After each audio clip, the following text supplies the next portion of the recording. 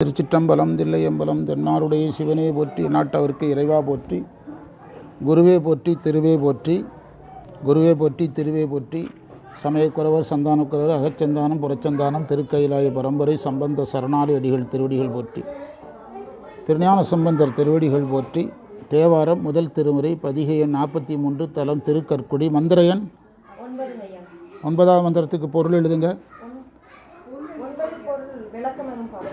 9 விளக்கமெல்லாம் முடிச்சாச்சே. 10வது மந்திரத்துக்கு பொருள் எழுதுங்க. காவி உடையணிந்த புத்தர்களும்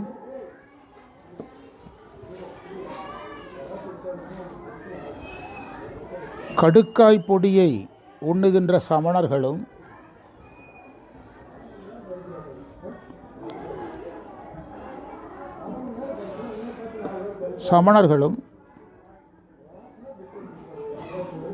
பொய் பேசுபவர்கள்,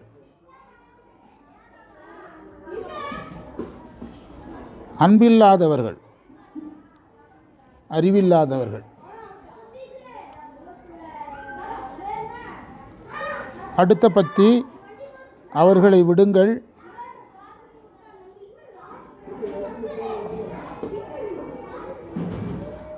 தன்னை புகழ்ந்து வாழ்த்துகின்ற, தன்னை புகழ்ந்து வாழ்த்தி உயர்கின்ற, தன்னை புகழ்ந்து வாழ்த்தி உயர்கின்ற பக்தர்களும் சித்தர்களும் வணங்க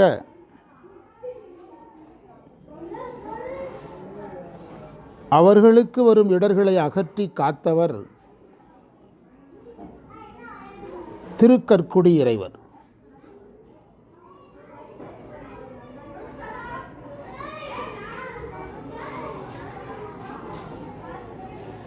குறிப்புரை: மூத்துவர் ஆடை, பழைய காவியாடைன்னு அர்த்தம். கடுனா கடுக்காய்,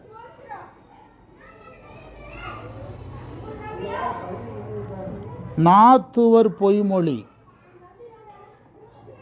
நாவுக்கு கசப்பை தரும் பொய்ன்னு அர்த்தம்.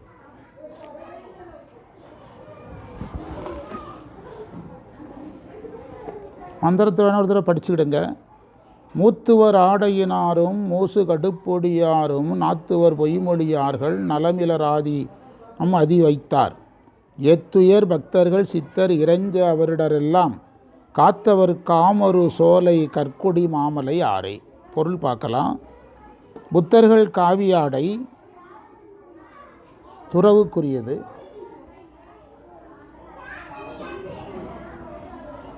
பௌத்தர்களுடைய கடுக்காய் துறவிகளுக்கான மருத்துவ முறை.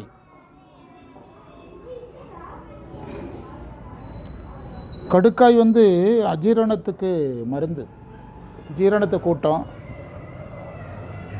ஒரு என்னைக்குமே ஒரு அடிப்படை செய்தி என்னென்னா, கடுக்காய் கசக்கும் தானே? ஆமாவா? துவர்ப்பு தான் கசப்பு. துவர்ப்புக்கு இன்னொரு பேர் தான் கசப்பு. துவர்ப்பு கசப்பு ரெண்டுமே ஏகதேசம் ஒன்று தான். இந்த துவர்ப்பு உணவுகள் எல்லாமே பசியை தடுக்கும். நல்லா தெரிஞ்சுக்கிடுது. இப்போ நிறையா நோய் இருக்கிறவங்க மாத்திரை சாப்பிட்றவங்கெல்லாம் பசி இல்லைன்னு சொல்கிறதுக்கு என்ன காரணம்னா, இந்த மருந்தில் இருக்கிற கசப்பு பசியை தடுக்கும். கசப்புக்கு என்ன குணம்? தடுக்கும். ஜீரணத்தை உண்டு பண்ணுற மாதிரியே இன்னொரு கெட்டதையும் பண்ணும். எதை பண்ணும்? பசி தடுக்கும். யார் மாத்திரை சாப்பிட்றவங்களா இருந்தாலும் பசிக்காது. அதுக்கு அவங்க தெரிஞ்சுக்கிடணும் என்ன காரணம். அந்த மாத்திரையில் இருக்கிற கசப்புக்கு என்ன திறன் உண்டு? பசியை தடுக்கிற திறமை உண்டு. இப்படி பல மருத்துவ காரணங்கள் இருக்குது அதுக்கு. பொதுவாக நமக்கு மாலையில் கடுக்காய் பொடி சாப்பிடுங்க. காரணம் என்ன? நம்ம சாப்பிட்டு படுக்கிற உணவு காலையில் ஜீரணமாகும். அது நம்ம அளவாக சாப்பிட்றதுனால ஒன்றும் பண்ணாது. நம்ம எப்போதோ ஒரு நேரம் தானே சாப்பிட்றோம். அவங்க இதையே பழக்கமாக வச்சுருப்பாங்க. என்ன காரணம்னா, ஃபஸ்ட்டு பசியை தடுக்கும், 2வது ஹெல்த்துக்கு நல்லது. பல காரணங்களும் வச்சுருக்கோம். 2வது அவங்க சொல்லக்கூடிய பொய்மொழினார். பொய்மொழி என்பது அவர்கள் அதை உண்மையாக நினைக்கிறார்கள். இங்கு பொய்மொழி என்பதற்கு பொருள் சித்தாந்தத்துக்கு மாறானதுன்னு அர்த்தம். அவங்க சைடுக்கு அது நியாயமாக தெரியும். எல்லாரும் ஒரே மாதிரி சொல்கிறாங்கன்னா நீதிபதி வேண்டியது இல்லையே. இந்த ஒரு பக்கம் வழக்கு தொடுத்தவருக்கு அது நியாயமாக தருது, வழக்கு மறுப்பவருக்கு அது நியாயமாக தருது. யாருக்கு தான் உண்மையான நியாயம் தருது? நீதிபதிக்கு தருது. அதே மாதிரி தான் இது. அவனுடைய நிலையில் அவன் சரியாக தான் சொல்கிறான். ஆனால் அது சைவத்திலேருந்து பார்க்கும்போது அது பொய்யா தெரியுது. சைவத்திலேருந்து பார்க்கும்போது அது பொய்யாக தெரியுது. அடுத்தது அன்பில்லாதவர்களாக இருக்கிறாங்க. ஏனென்றால் உண்மையான ஞானம் வராதவரை அன்பு இருக்காது.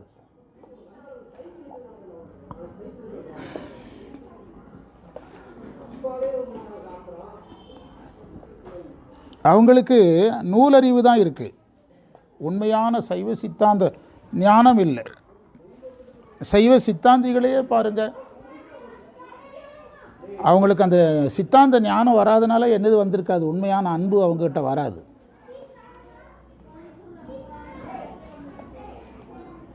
நேயமற்றவர்களாக இருப்பாங்க. ஒரு தடவை நாங்கள் இந்த சிதம்பரத்தில் சைவ மாநாடு நடந்தது. 6000 பேர் கலந்துக்கிட்டாங்க. 6000 பேர் ஊர்வலமாக நடராஜர் கோயிலை சுற்றி வர சொல்கிறாங்க. அதில் ஒரு அந்த வீட்டுக்காரனுக்கு நம்ம போகணும்னு தெரியாது. அவங்க ஒரு வீட்டினுடைய ரிசப்ஷன் காலையில் வெளியே பந்தல் போட்டு, பந்தலில் வெத்தலை, பாக்கு, பழம், ஆப்பிள் பழம் அதெல்லாம் வச்சுட்டு வரிசையாக நிற்கிறாங்க. அவ்வளோதான். நம்ம மக்கள் போகிற போக்கில் எல்லாத்தையும் எடுத்துகிட்டு போயிட்டாங்க. நம்ம மக்கள் எல்லாத்தையும் வெத்தலை, பாக்கு, பழங்களும் எல்லாத்தையும் தூக்கிட்டு போயிட்டாங்க. அதில் நிற்கிறவங்களெல்லாம் தள்ளி விட்டுட்டு இது எப்படி நியாயமாகும்? அவன் என்ன நினைப்பான் நம்மளை பற்றி? என்ன சொல்கிறீங்க? காரணம் என்னென்னா, நம்ம திருநீர் தான் பூசியிருக்கிறோம், திராட்சையும் கட்டியிருக்கோம். என்ன இல்லை, சைவத்திற்குரிய குணங்கள் அது ஞானம் வராதவரை வராது. எது வராத வரைக்கும் வராது. சமணர்கள் சைவர்களுக்கு இல்லைன்னா அப்புறம் சமணர்களுக்கு எப்படி வரும், பௌத்தனுக்கு எப்படி வரும்? அதனால தான் அன்பில்லாதவனார். ஞானம் வராதவரை அன்பு வராது. அவங்கள விட்டுருங்கன்ட்டார். ஒரு பக்கம் எதிர்மறையான தம்மை உணர்ந்து தம்மையுடைய தன் உணர்வார், எம்மை உடைமை எம்மைகளார், தம்மை உணரார் உடங்கியிருந்து தமிழ் புணராமை கிளாம்புறன், சிவஞான போதம் அவையடக்கம். அதில் என்ன சொல்கிறாருன்னா, தம்மை உணர்ந்து தம்மையுடைய தன் உணர்வார். அதாவது சைவர்கள் தன்னை உணர்ந்திருக்கிறாங்க, நான் இறைவனுக்கு அடிமைன்னு உணர்ந்திருக்கிறாங்க, இறைவனை உணர்ந்திருக்கிறாங்க.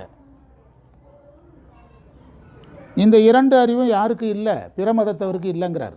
இந்த 2 அறிவும் பிற மதத்தவர்களுக்கு இல்லை. அந்த 24 சமயங்களையும் நாங்கள் டிஸ்பிளே பண்ணணும். இப்போ பண்ணோம்ல, அந்த வரிக்காக தான் டிஸ்பிளே பண்ணணும். அவங்களுக்கு அறிவில்லைங்கிறத பட்டியல் போட்டிருக்காங்க நம்ம நூலில். என்ன பட்டியல் போடுறாங்கன்னா, வேதத்தையும் ஆகமத்தையும் ஏற்றுக்கொள்ளாதவர்கள், வேதத்தை ஏற்றுக்கொண்டு ஆகமத்தை ஏற்றுக்கொள்ளாதவர்கள், ரெண்டையுமே ஏற்றுக்கிட்டு அதுக்கு மாறாக பேசுகிறவர்கள், சித்தாந்தத்தை ஏற்றுக்கொண்டு சித்தாந்தத்துக்கு மாறாக பேசுபவர்கள், 4ஆக பிரிக்கிறாங்க. எத்தனை மதத்தை? அந்த 4-6 சமயங்கள். புறப்புறச் சமயம் புறச்சமயம், அகப்புறச் சமயம் அகச்சமயம்.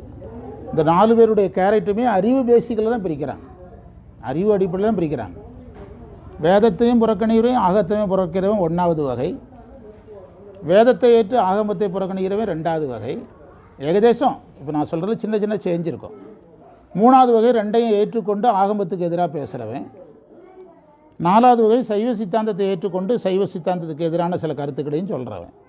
எல்லாமே எந்த பேசிக்கில் தான் இந்த டிவைடர் வருது? அறிவு அடிப்படையில் தான்.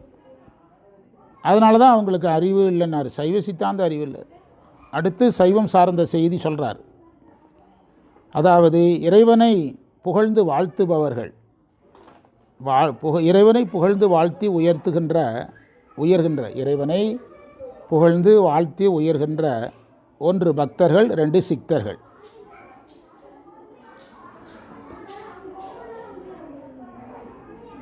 அவர்களுடைய துன்பத்தை இறைவன் நீக்குகிறாருங்கிறார்.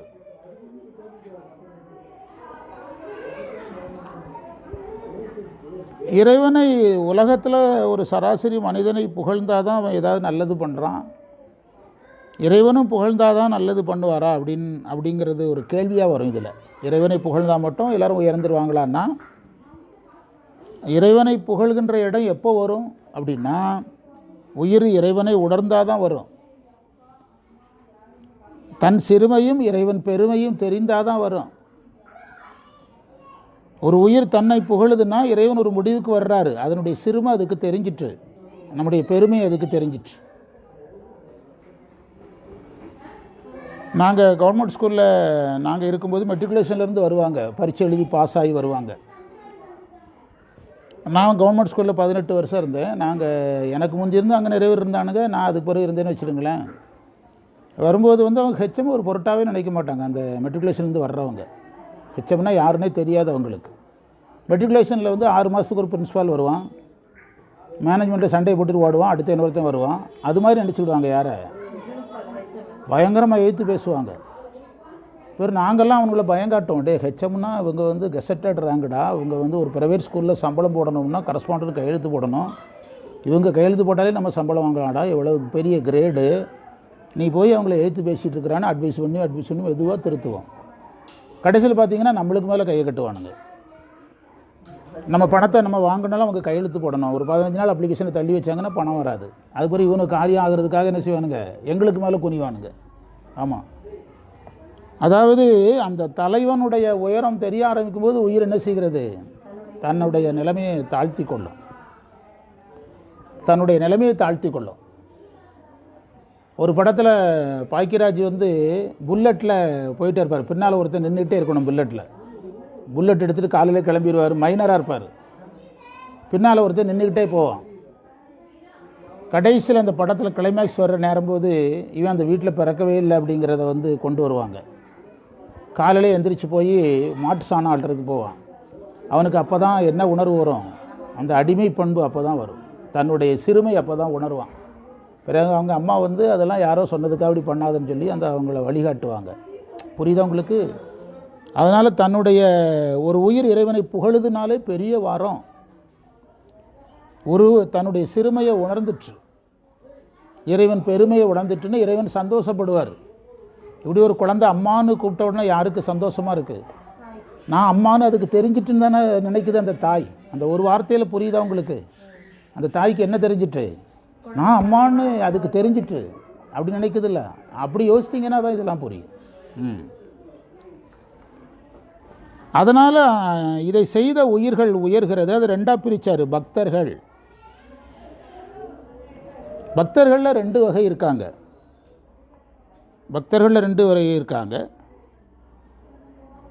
அதாவது நாம் சொல்லிகிட்டு இருக்கிற பக்தர்கள் சமய நெறி அறியாத பக்தர்கள்.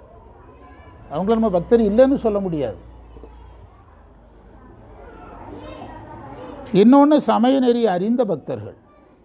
பித்துப்பத்தர் சிவஞான போதத்தில் கடைசியில் இருக்குது, ஒரு வெண்பால் இருக்குது, பித்துப்பத்தர் எனத்தராய்பார்.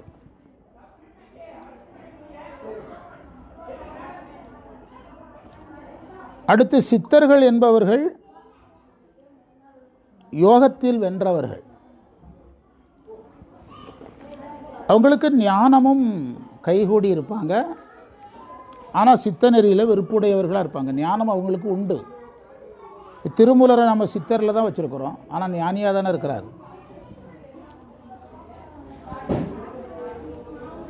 இறைவன் பக்தர்களுடைய துன்பத்தை நீக்கிறாரு, சித்தர்களுடைய துன்பத்தை நீக்கிறாருங்கிறார்.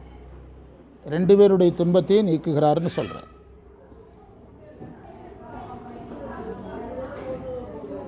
அடுத்த மந்திரம் நம்ம அடுத்த வகுப்பில் பார்க்கலாம். திருவாசகம் ஒரு மந்திரம் பார்த்தா வேலை முடிச்சு.